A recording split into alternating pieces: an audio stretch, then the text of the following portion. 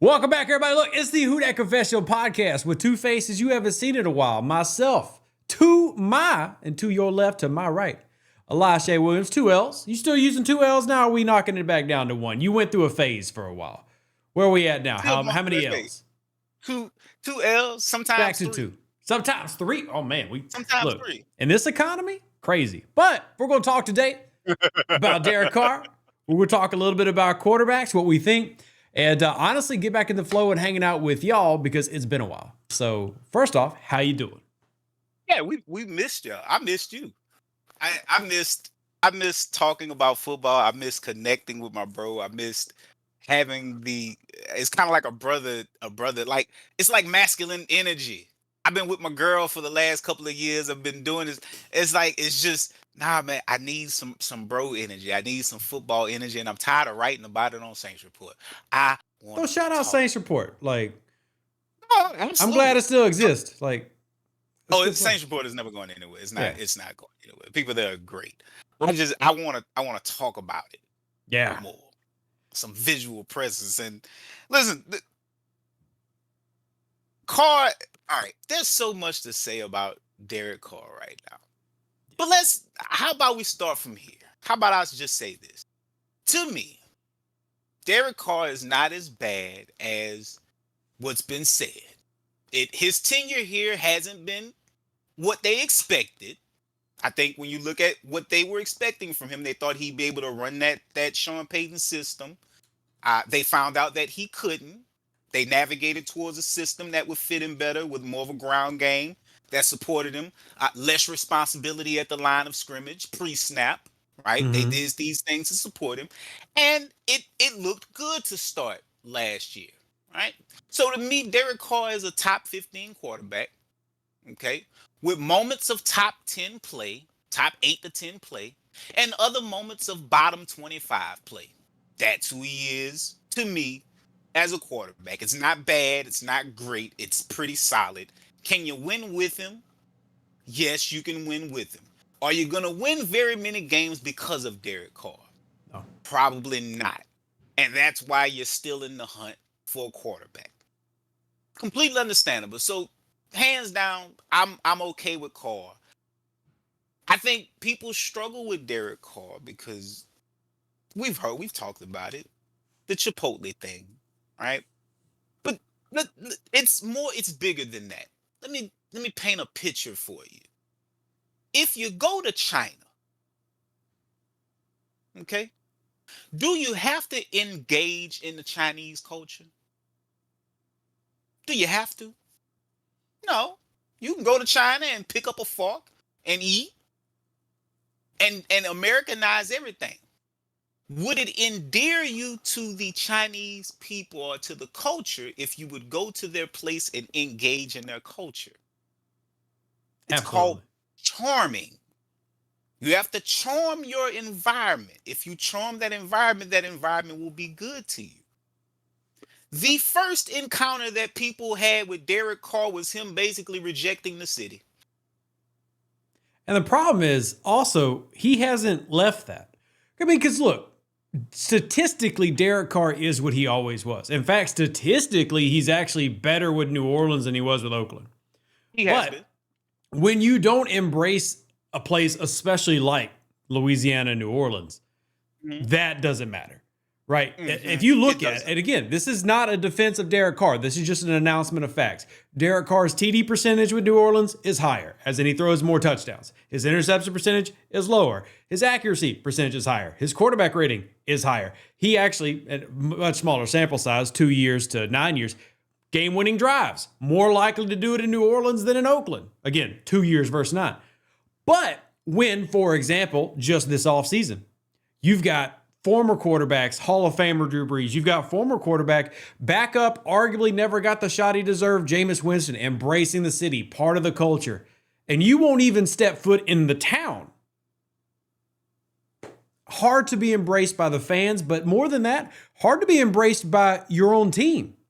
Because a big thing about, and we've talked about this on Who Dat Confessional for 10 years. Not quite that, but still a long time. A lot of the best players that come to this city embrace the city and become part of the city.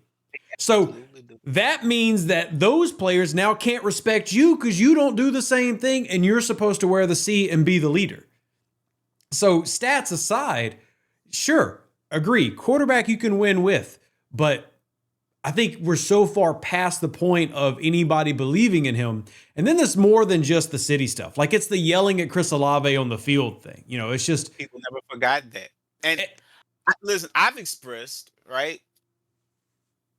Those were moments of glimpses into who Derek Carr really is. Let me tell you what's one of the least attractive things when you complain. Whining and complaining is not attractive at all. What people saw when Carr threw the ball out of bounds and hollered at Olave was they saw a quarterback who was complaining and whining. Yeah. And it was a complete turnoff. absolutely. There's been multiple moments of Derek Carr's tenure where he's just turned off the people in New Orleans. Yeah. And this is theory on my part. I think Derek Carr loves the game. I think he absolutely loves the game of football. I think he enjoys playing. I also think Derek Carr plays the game of football because it does a good job of supporting his family. I think he enjoys maximizing his earning potential. I think he came to New Orleans because he had a relationship with Dennis Allen. And I think New Orleans was willing to pay him what he felt he was worth. And so he came here to honor his contract and play football. He didn't come here because he wanted to embrace the city of New Orleans and he wanted to lead this crusade and he wanted to be engaged with this fan base. That man didn't come here from that. And I'm okay with that. Not every player that comes to New Orleans comes with that idea to embrace. It helps when they play that way. But not every person comes to this team with the hopes to engage or sit in that way. And personally, I don't think Carr ever really sought to engage this city in that way. He's here to win games. He's here. He's gonna give you the best of what he got. He's gonna play football, but he's not here to ride bikes outside and walk with the kids like Alvin Kamara. He's not here to embrace in that way, and that's okay. It's okay I don't, if all the other negatives aren't happening. And that's why I say if Carr was winning, right? Let's say we were winning. Yeah. I don't think people would like him more. I think he would just be more of a tolerable personality. Agreed. I think winning would make him tolerable, not necessarily more liked. Yeah, well, he has a lot of things that, and I'm sure the people who don't like Derek Carr, look, you're going to disagree with, and that's fine. He has a lot of things you look for in a quarterback, including confidence. You want that. You need a quarterback to have confidence in themselves. We're talking about guys who come in the draft. Like, I'm not the biggest Shedeur Sanders fan, but I will say this: man's got swagger, man's got confidence, and that can take a quarterback very far. He has that.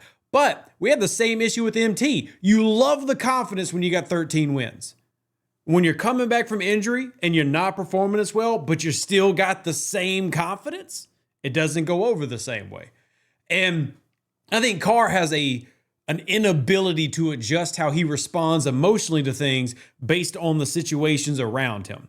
Because again, if we just blanket gave the average fan the numbers, probably wouldn't hate Derek Carr. But like with many things, especially the quarterback position in the NFL, you are more than your position, right? You just are. Like it or love it, hate it, whatever, a quarterback is not just a player on a football team. There is more expectation, both in terms of winning. And even though I hate QB wins, I'm not going to sit here and pretend like most analysts don't use that as a main stat. There's more responsibility, there's more expectation, and he's not lived up to everything off the field, let alone on the field. It's very easy to want to reject him. And then you have this latest stuff, which is kind of what got me and you back to like, we got to talk about it. Got to talk about this? Yeah, we got it. This shoulder issue, which apparently the team knows about, but how big of a deal is it? Is it overblown? Underblown? Is it him being dramatic? Is it him upset? What do you think? I read. So you remember when Derek came out and kind of, I think was it Cat Terrell, where he without being asked, divulged that he wasn't going to take a pay cut. Right? I looked at that and was like, them's fighting words. Because here's the thing: the prior year before, right? He went on this like this 4-game streak, a 5-game streak where his like passer rating was 120, 130, right? For like 4 or 5 straight games. Okay. Loomis does the press conference and he's like, yeah, we love Carr. We're ready to go. He's going to be a part of our future. Okay. Mm-hmm. Couple of weeks after that, the restructure took place. There was no talk. There was no, the restructure took place. Everything happened on time. Not this time. This time, immediately after the season, I'm sure there were conversations that took place right after the season ended between front office and Carr. And I noticed in that report, not only did he divulge that he wasn't taking a pay cut, which to me suggests that they had already approached him about trying to get some of that money back within reason, because you missed 10 games. How many? I think it was 10 games he missed. Yeah, he only played in 8 last year. I'd have to go double count. So 9 games. Maybe 9 games, right? Yeah. So you're looking. So if I'm evaluating situations as a business, I probably don't feel as good about you this year because now I've seen 2 years of you, right? And it was 10 games last year. Just double checked it because we want to have our numbers up. 10 games. Keep in mind, we're also talking about a man who turned 34. Now, I'm not trying to say that's old, but if you were me and Elias's age, you're getting up there in terms of football years. So it's not unreasonable to approach a aging player who you don't expect to play. You don't think he's Tom Brady, right? You don't think Derek Carr is going to play elite to 41, 42 years old. You now know he isn't, right? That's the biggest thing. After the first season, you learned a couple of things about Carr. Like we pointed out, you thought he could run that Sean Payton system. You thought he'd be the quarterback to get you in and out of the checks, do a lot of things. So the vision you had of him coming in, he didn't quite match that vision. I will say this, because you and I weren't here when that happened. I will interrupt and say, I think had Sean Payton been here, he probably would have done it better. I still put a lot of that blame on Pete Carmichael. Fair enough. But you are right. He is nowhere near Drew. And yet you also have to give Carmichael credit because who was his play caller and coach those last 5 games of the season? True. I think Carmichael and I think the team figured out at some point that he wasn't goddamn Drew Brees and stopped trying to use him like you Drew Brees. So they started supporting him with a run game and asking less of him and asking him to stop shouldering the load and quarterback us out of every terrible situation. And see, that's what I liked about Clint Kubiak, because he built that team around Taysom and AK and let Derek Carr just eat. Well, so again, it was an expectation that they figured out. When they brought him in initially, they thought he would be one type of quarterback. That first season, they learned, okay, these are his limitations. This is what he's not. This is what he can be. Let's go out here and find an offensive system that supports Derek Carr the best. We're going to run quick game.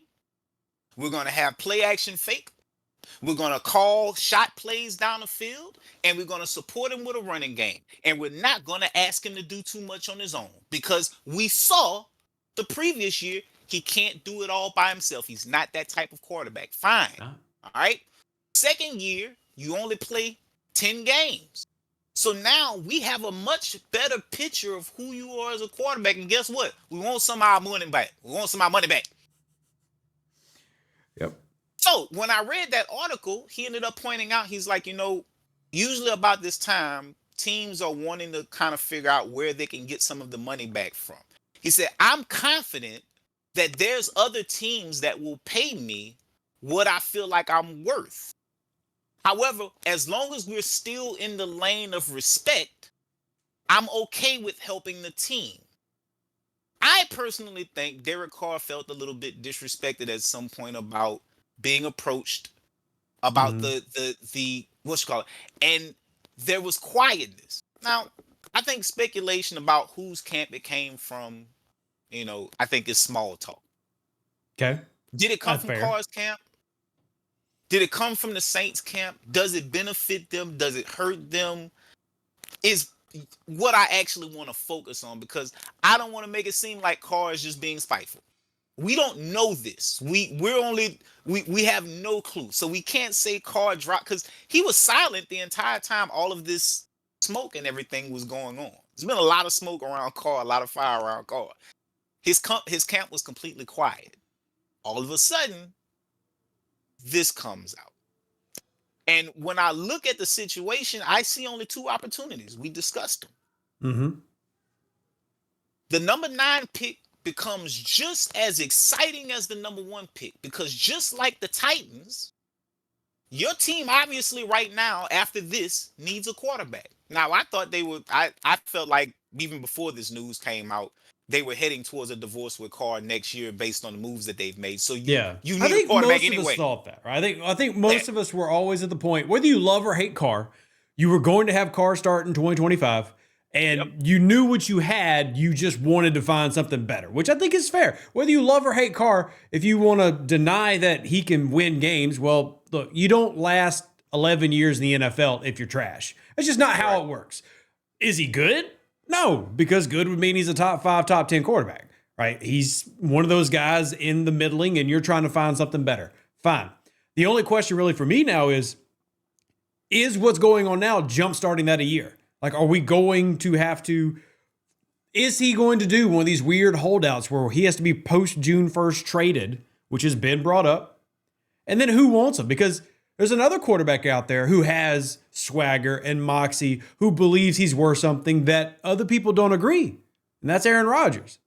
And Rodgers keeps saying he's going to wait and do all this other stuff. But at the end of the day, it's also, they don't want you, right? So I get Derek Carr believes people want him, but does anyone? It's kind of like Kirk Cousins. Like Kirk Cousins, like, look, things didn't end that great in the Vikings, but Atlanta wants me. And Atlanta very quickly said, we don't care about you. We care about the franchise, and we don't think you're the franchise. I think Derek Carr's in that same boat. So I think Carr has a market. I think he would have had a market. I think that there are teams that probably have a better supporting cast that could win. Mm-hmm. With Carr, I think the Saints lack a middle class, and so I think that's what hurt us the most is we're a very top-heavy, talented team. I think we're a talented team, but it's a top-heavy talent, and so top-heavy and aging top-heavy. And aging. And so once those aging players started having their own issues, that lack of a middle class got exposed, and that's why you end up losing all of these games. There's no way for you to sustain what you've lost. Yeah. So I see two scenarios with this.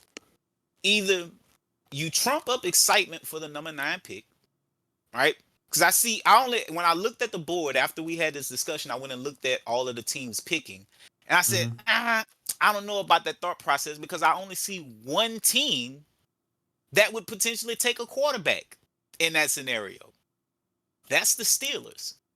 Every team picking after 9 up until the Steelers technically doesn't really need a quarterback. You can argue maybe the Colts, but I think they brought in a quarterback to compete with Anthony Richardson. And so I don't know that they are. Now, is there potential that somebody in that group? Sure.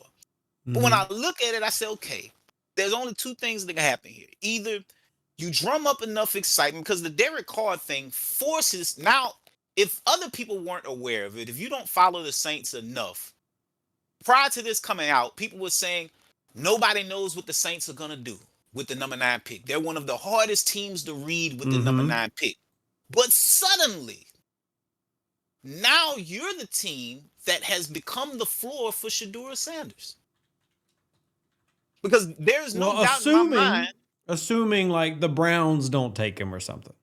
Watch this. There's no doubt in my mind. I watched an interview with Deion Sanders. And he talked about being selected by the Falcons. He said, I was a pro learning to be the pro. He said, I had already been paid $500,000 to play baseball. So he was like, I'd already played pro baseball. So I was a pro learning to become a pro. He said, what happened is there were teams that I was on the phone with prior to the draft that I told, do not draft me or I'm playing baseball. He then said the Falcons chose me and I chose the Falcons. People think Deion is so larger than life that all he wants is attention. Dion has made it very clear. He's told his son, and he's also made it clear that he understands it. It's about fit, not where you're drafted, not how high you're drafted. The rumor that is coming out that Shadur's camp is saying they would prefer he not be picked by the first 3 teams, I think that's real. And I think that's because Dion understands that him going to these franchises, they are picking 1, 2, and 3 for a reason. And they've been historically struggling. I mean, Titans trash franchises. Yeah, the Titans had success semi-recently, but the Browns are the Browns and the Giants are the Giants. The Titans had success until they fired the one person who was their success was due to, which shows how dysfunctional they are. Yeah. Right? So I think it's very real that the floor for Sanders has become New Orleans, one, because his father is behind the scenes probably telling these teams, don't take my son, just like he did when he was coming out, because he understands how important fit is. So the Saints have now become the hot spot because Shador is the floor, which means if another team wants to come out and draft Shador, you either have to jump in front of the Saints or you have to have a conversation with the Saints about that pick. Or if you're the Saints, you can pick him. You know why you can pick him? Because prior to your fan base finding out about Derek Carr being injured, picking a quarterback didn't make much sense. But now I don't know about that. I think it still made sense. It made sense, but not at 9. It didn't feel as needed. It didn't feel as needed. That was the whole aura about people not being able to put a peg on who New Orleans would pick, because you have Carr. You just expended him. So you know Carr is going to be your pick, your quarterback, right? You can take 2 options. You can draft a quarterback later at some point, but you don't necessarily have to take a quarterback. But now, with what's come out, suddenly the Saints are a team that everybody is saying has to take a quarterback, which means your fan base is now a little bit more open to take. I've seen a lot of people.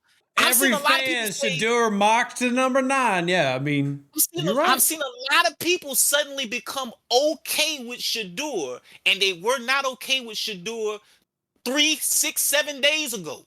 One thing I like about Rev is he stays consistent. I'm still not okay with it. So if you're the Saints brass, this can either be spent one of 2 ways.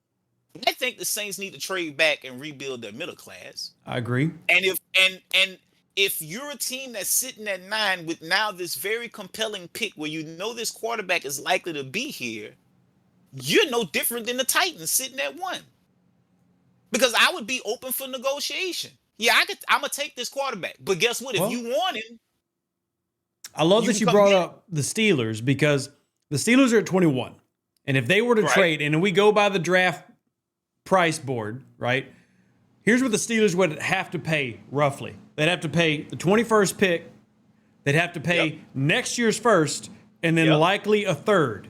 That's what it would cost to go from 21 to 9 on the board. And even if you had Mickey Loomis, who many people believe gets destroyed in trades, hard to believe he wouldn't take just 2 first, even if he left the third off, right?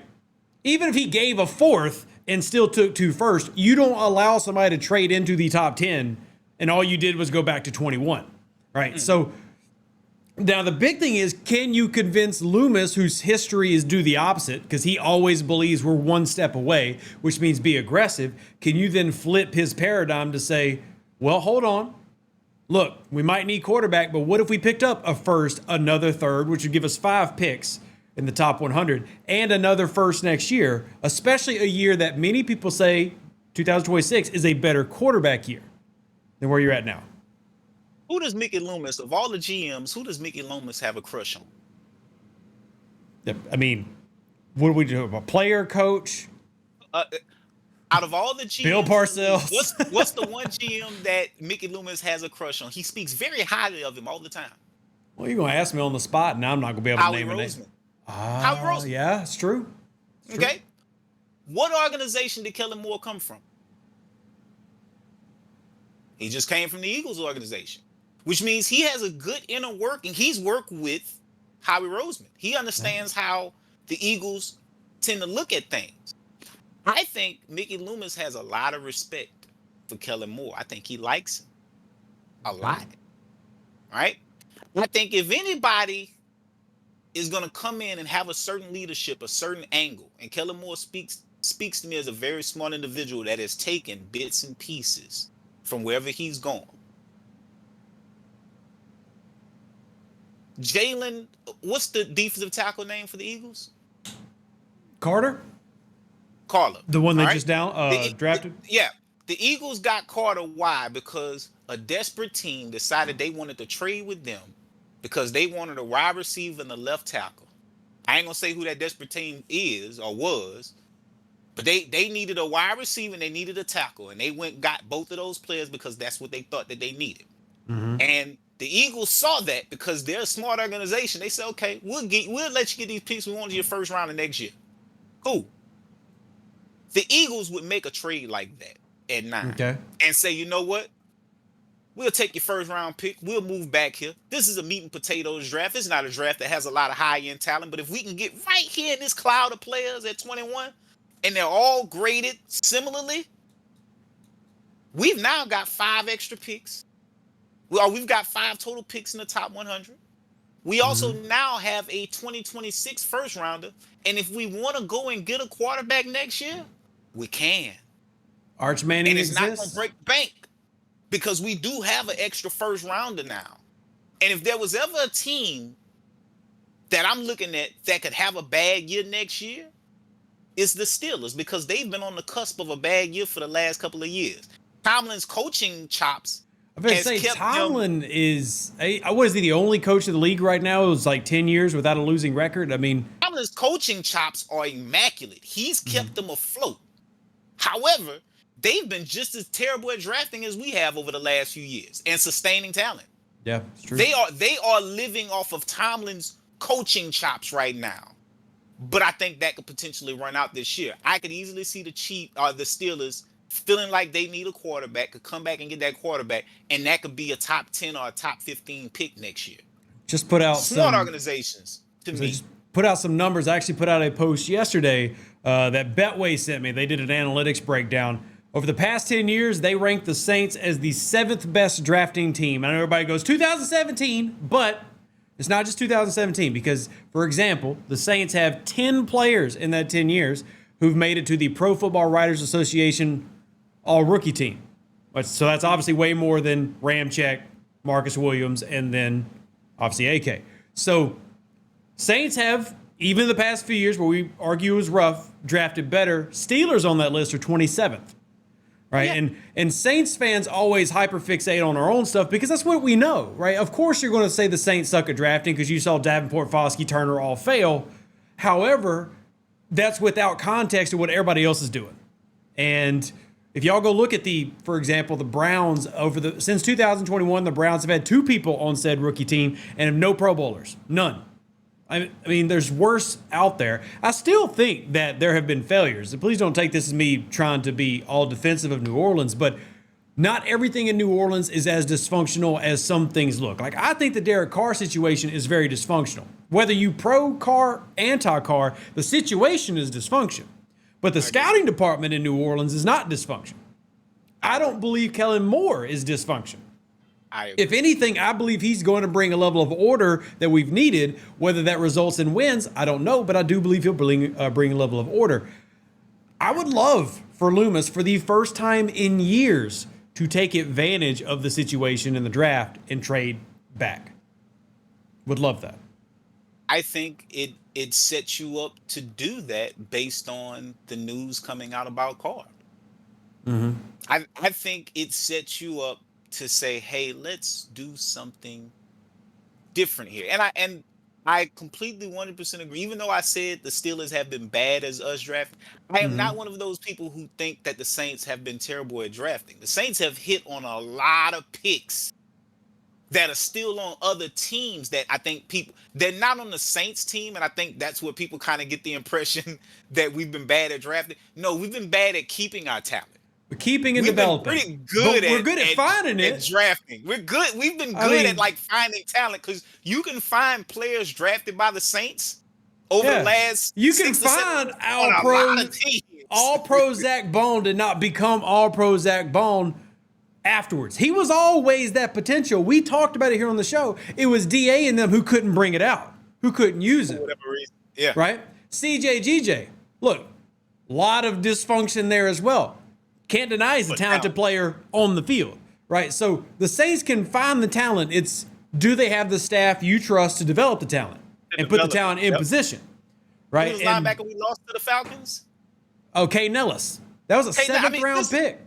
The Saints have been good at finding talent. They have not been able to keep that time. And here's something I have to remark on Dennis Allen that I realize now could have been a falter. One thing about Greg Williams is that he found a place for it to use every player on his defensive team. One thing about Allen was if you weren't one of the starters, you wasn't getting the snaps. Yeah.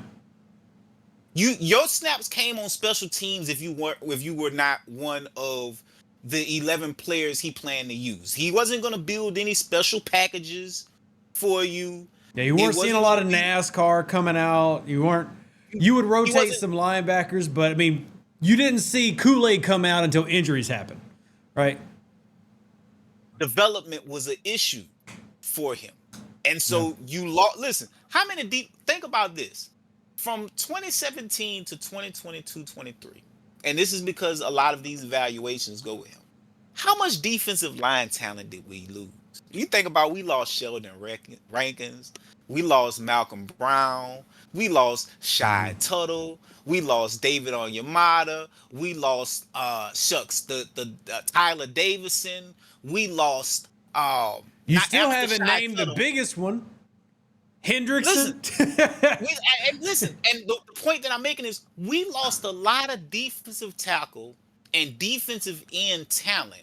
Yeah. Because for whatever reason, and I could be wrong on this, Dennis Allen seemed to think that his scheme was better than the players that he was losing. Because we would lose those players. We weren't replacing them.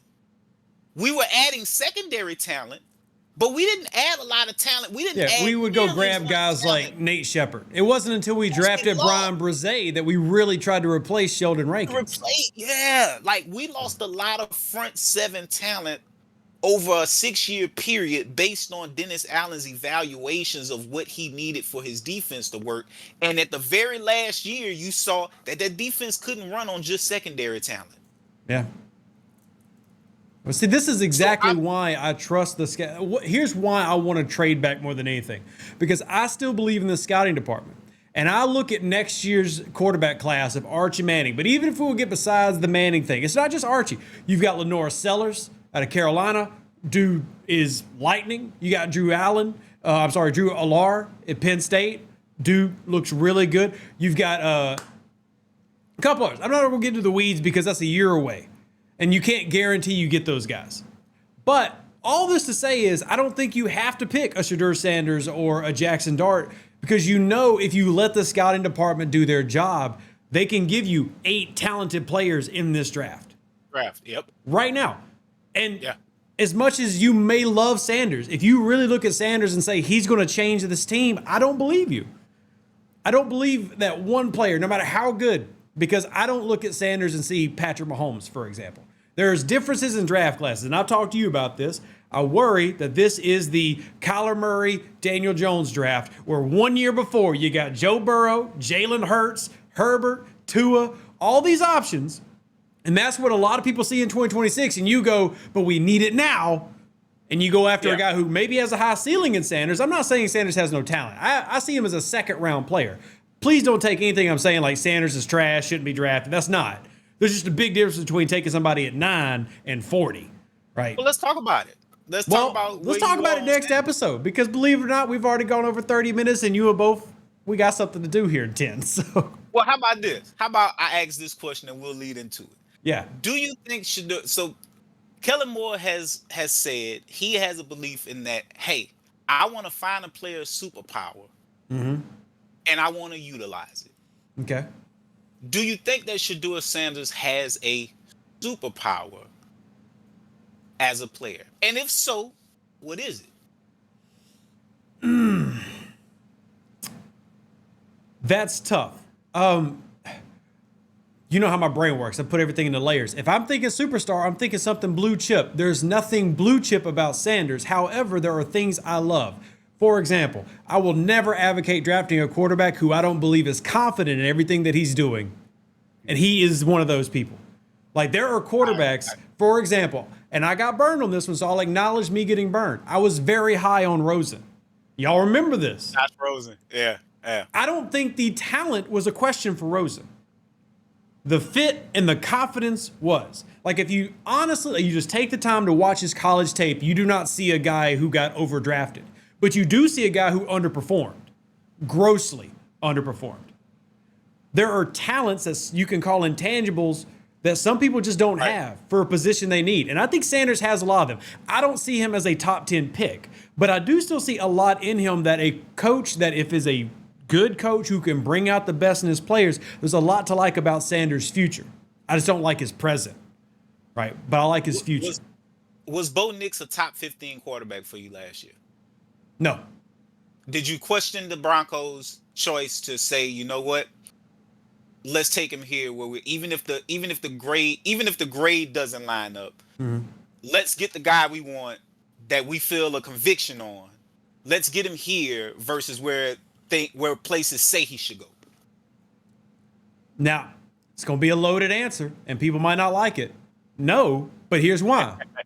Sean Payton. Because I know what Sean Payton can do, and I believe in him as a coach. And I'm not saying I don't believe in Kellen Moore. I'm just saying I don't believe yet, because Moore hasn't had the chance to prove it. And I don't like double risk. Think of it like betting. Some people are willing to go high yield and do day trading and all this other stuff. Some people are willing to take that risk and put their baskets all out at one time. I'm not. I'd rather take one major risk at a time. Kellen Moore is a risk, even if you're confident in him. I don't want him and a quarterback risk. I see what you're saying. I see that. I want to limit my risk to give that risk the best chance of succeeding. What's a bigger risk? Because there were rumors that the Saints did have some discussions with the Titans to move up because Ward is the only quarterback they have with a first-round grade. It's been noted that they have Shedeur with a second-round grade. So what's more of a risk? Moving up to 1 to get Ward in this quarterback class, or sitting at 9 and taking Shedeur? I'll tell you this. I'll word it this way. Again, because this is a good conversation that we turn to in a whole episode. And I'd love to see what people think. But I think the biggest risk of all is to take Shedeur, or honestly any quarterback, when you have a Derek Carr, the risk being to Kellen Moore. Shedeur, because this is just how the NFL works. You take any rookie quarterback, they are going to be that quarterback for 2, 3, 4 years. They just are. You're going to stick with it. That can single-handedly derail Kellen Moore's future as a head coach in New Orleans. I concur. Kellen Moore by himself will not derail any draft pick, but one draft pick can derail him. So the risk is in Sanders. I would rather put my baskets in Moore and believe that he can build something than tie him to a quarterback that I don't personally believe in. As a first round, very clear. I like Sanders. I don't believe in him as a day one starter, pick him at 9, run with him for 4 years. I just don't. But the risk is there. Do you take him at 9 and do you try to run with him? Or do you take him at 9 and stash him? I don't take him at 9. Because here's the thing. I'm not a full believer in this Derek Carr shoulder injury stuff. And this is the reason I'm not a full believer in it. Know why? Because there was the little extra that he's mulling surgery, which tells me he don't have to get surgery. He was mulling surgery while he flew to Italy, by the way, a couple days ago. So listen, there's enough stuff about this. I'm not a conspiracy person, but there are enough things about the timing and the questioning and of this. So for me, I would tend to think that the shoulder injury probably isn't that bad.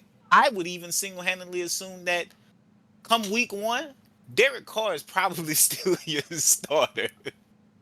And that this little blip in the moment of time where there's like calamity associated with whether he's going to play. Not to mention, the reports are being spent as his season coming up is in jeopardy.